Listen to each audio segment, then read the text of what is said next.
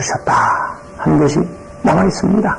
그래서 오늘 우리 사는 우리도 한 사람 한 사람이 하나님께서 우리를 지으실 뿐만 아니라 우리 속에 생명 주신 이가 하나님이시고 내 생명 지켜주시는 분이 하나님이시고 다윗이 저쪽에 이제 나발의 과의 관계에서 볼 때 나발의 아내 아비가일이 다윗을 만나러 올 때 그것도 하죠. 그 여자가 그거 어떻게 하는지 참 총명한 여자죠. 보면 당신의 생명은 하나님의 생명 사기 속에 들었나이다. 하나님의 생명 보재기 속에 딱 당신의 생명을 하나님 보호하고 있습니다. 그렇게 말한 거 있죠. 마찬가지로 우리의 생명이 하나님의 생명의 보재기에 쌓여있다. 우리 생명이 그렇습니다. 그렇기 때문에 하나님 떠나서 살아보자. 이 세상에 가장 어리석은 사람들. 박사를 몇 개를 받았든 어떻든 하나님 없이도 살아갈 수 있다는 것은 사람은 이 세상에 박사를 아무리 많이 받아도 그 가장 어리석은 사람. 생명이 하나님 손에 있는데 하나님 주관하시는데 하나님이 생명을 주셨는데 앞으로 우리가 하나님과 영원히 함께 살 사람들인데 하나님 없이 살겠다고 한 사람이 이 땅에 가장 어리석은 사람. 그래서 시편 14편에 보면 어리석은 사람은 말하기를 하나님 없다 한다. 누가 가장 어리석은 사람이냐? 하나님 없다는 거. 하나님 있다고 믿지만 안 믿는 사람, 그건 마찬가지죠. 없다는 사람이나 있다고 믿으면서도 안 믿는 사람이나 마찬가지예요. 그건 다를 거 없어요. 믿어야 진짜로 인정하는 것이지. 어리석은 사람을 말하기를 그 마음에 이르기를 하나님 없다 한다. 그게 가장 어리석은 사람. 공부 아무나 안 해도 그 사람이 가장 어리석다 한 걸 봅니다. 왜? 자기 생명을 불어넣어주고 자기 생명을 지켜주신 분이 누군지도 모르니 그보다 더 바보 어디 있어요. 개도 3일이면 주인 알아본다는데 사람이 돼가지고 자기 생명을 주시고 자기 생명을 지켜주는 분도 모르고 엉뚱한 소리 하니 개보다 못하지 뭐. 그러면서도 똑똑한 사람들이 막 있어요. 그래서 우리가 오늘 아침에도 우리의 생명 주신 분은 하나님이시라는 거. 우리의 생명 지켜주신 분도 하나님이시라는 거. 그래서 우리가 꼭 알아야 되겠습니다. 기도드리겠습니다. 오늘은 창세기 2장 8절에서부터 14절에 있는 말씀입니다. 에덴 동산을 어떻게 지었느냐에 대해서 말씀하고 있습니다.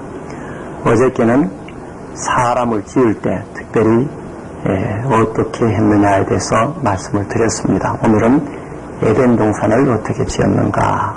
그래서 우리가 어저께 했는 이 7절에 여호와 하나님이 흙으로 사람을 지으시고 생기를 그 코에 불어넣으시니 사람이 생명이 된지라 했는데 여기는 사람 영이 없는데 영을 하나님이 불어넣었 그때 만드셨다는 그런 뜻은 아니라고 이렇게 이야기를 합니다. 이미 1장에 처음 만들 때부터 영도 만들었고 다 만들었는데 생명을 그렇게 넣었다는 그런 뜻으로 설명되는 것이 바람직한 설명이다. 그렇게 주석책들이 나온 것을 봤습니다.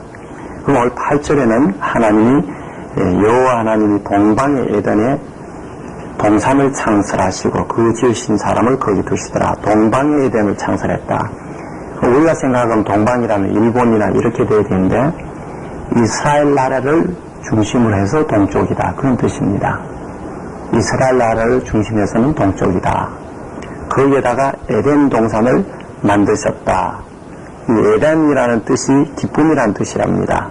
이 에덴이란 말이 기쁨이다. 그 기쁨의 동산을 창설했다.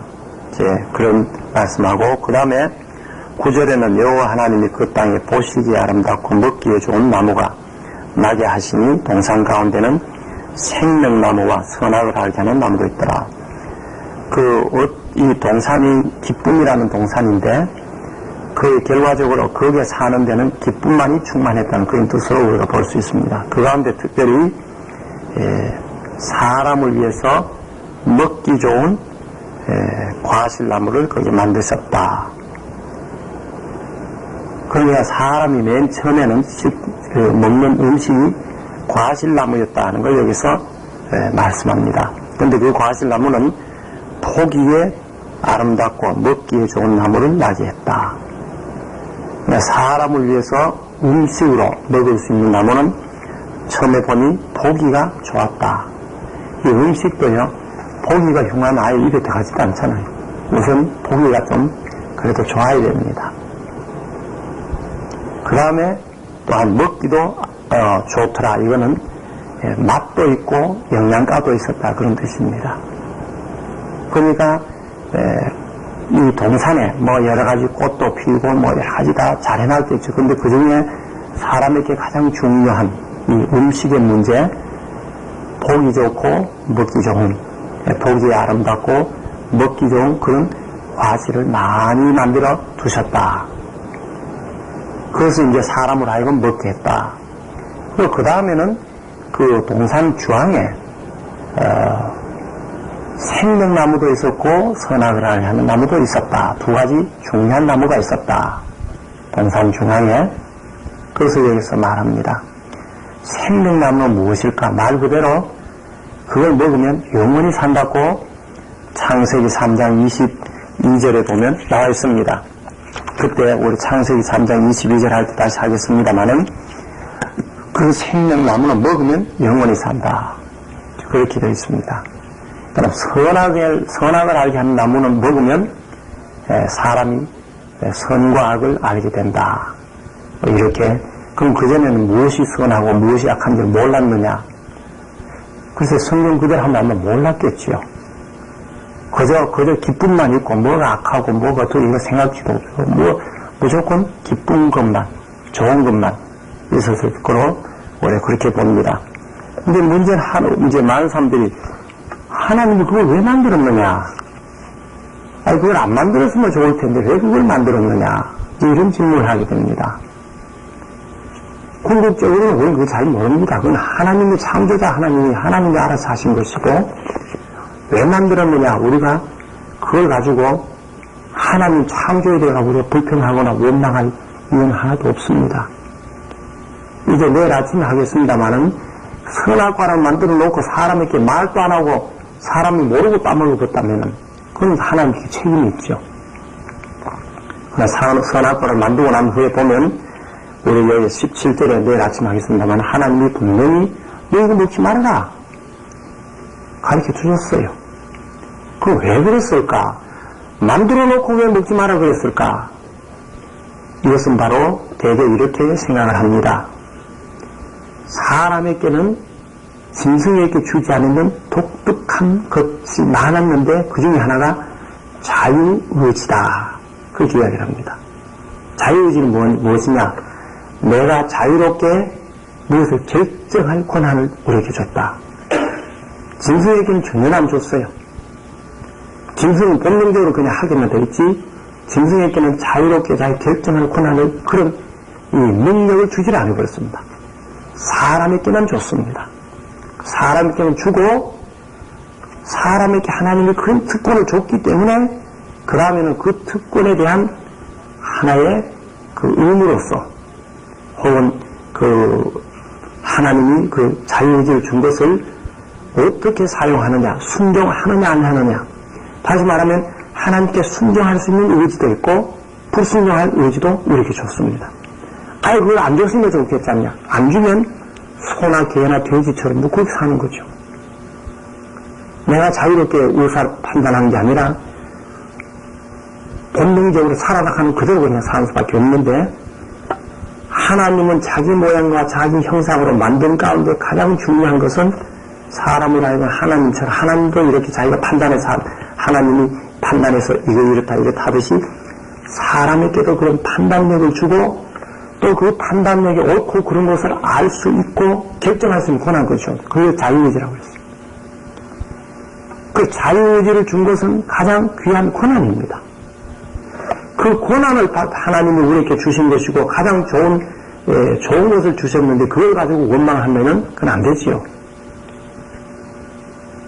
마치 그것은 우리가 이렇게 생각할 수 있습니다. 어떤 부잣집에 그 아들의 친구가 놀러 옵니다. 그런데 아들이 아버지 방에 자유롭게 들어가는 것처럼 아들의 친구도 그냥 따라서 자기 아들 따라서 안방에 그냥 들락날락 하는 것도 그냥 뒀어요. 아들이 친구니까. 그게 벌써 큰 특권을 준 거죠. 아들의 친구가 아니면 남의 집에 방에 아예 대문에도 못 들어야죠. 근데 아들 친구니까 집에도 들어오고 안방에도 들어온 걸 아들하고 같이 들어온 걸 그냥 묵인했습니다. 근데 어느 날 또 이 아들의 친구가 놀러 왔다고 보니 자기 친구 잠시에 밖에 나오고 방에 보니까 돈이 있어요. 그래서 그러면 돈 가지고 싶은 생각이 나서 훔쳤다고 합시다. 훔쳐가지고 그걸 가지고 와서 막 훔쳐망청 쓰다가 드디어 주인이 도대체 내 놔둔 돈이 뭐 어디 갔는가? 아들한테 물고 아들은 난 좀 모르겠다 그러고. 그 이야기를 듣고 자기 친구 갔다 그러거든.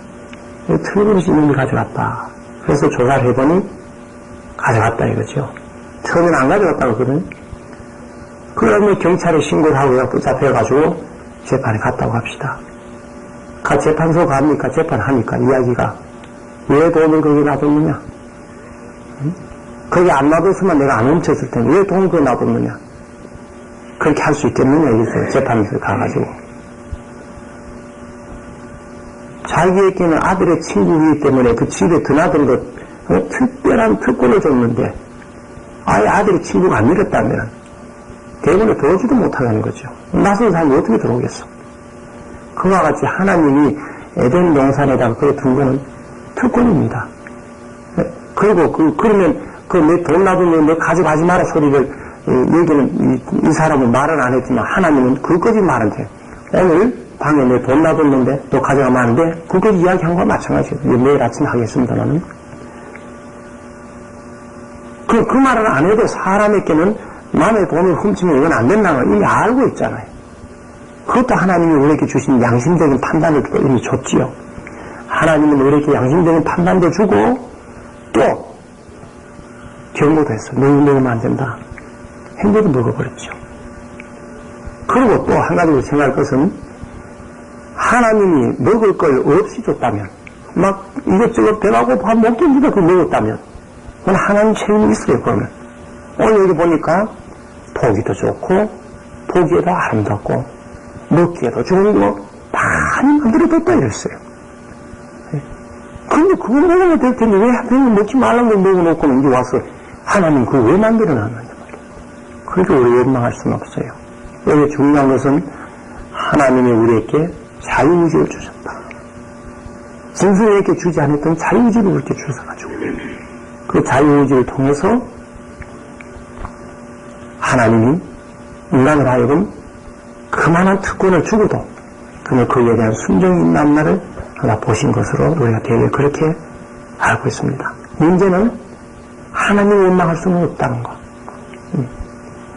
왜 돈을 거기에 둬가지고 나를 하여금 훔치게 만들었느냐? 나보다가 잘못한 사람은 돈 놔둔 사람이 잘못이다. 그럴 수는 없어요. 자기 안방에 자기 돈 놔둔 거 당연하지 뭘.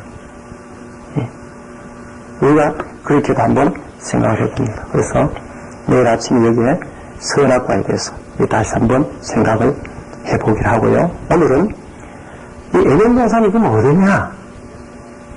여기 강이 4가지가 있어가지고 발언해서 이렇게 4군데 내려갔다 했는데 첫째 강을 비손이라 그랬고 둘째 강 이름을 기혼이라 그랬는데 이건 어딘지를 지금 현재 잘 모릅니다. 그러나 14절에 셋째 강의 이름은 히데겔이라 하는 건 이거는 지금의 티그리스 강을 히데겔이라고 그렇게 기록이 되어 있답니다. 그리고 그 다음에 유프라데라 했으니까 지금의 이락 부근입니다.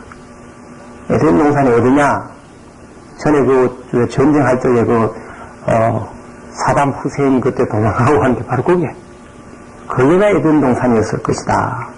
우리가 일반적으로 그렇게 알고 있습니다. 이 강의 2가지 이름이 나오기 때문에.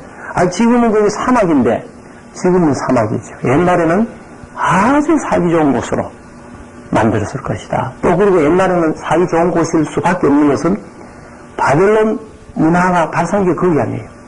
바벨론 문화의 발상이 제일 좋은 곳이었거든. 살기 좋은 곳이었거든. 지금은 거기 사막이지만, 지금은 먹고 살 것이 없지만은, 옛날에는 가장 살기 좋은 곳이 거기였다. 우리 이렇게 볼 수 있고, 성경도 그랬지만, 실제로 옛날에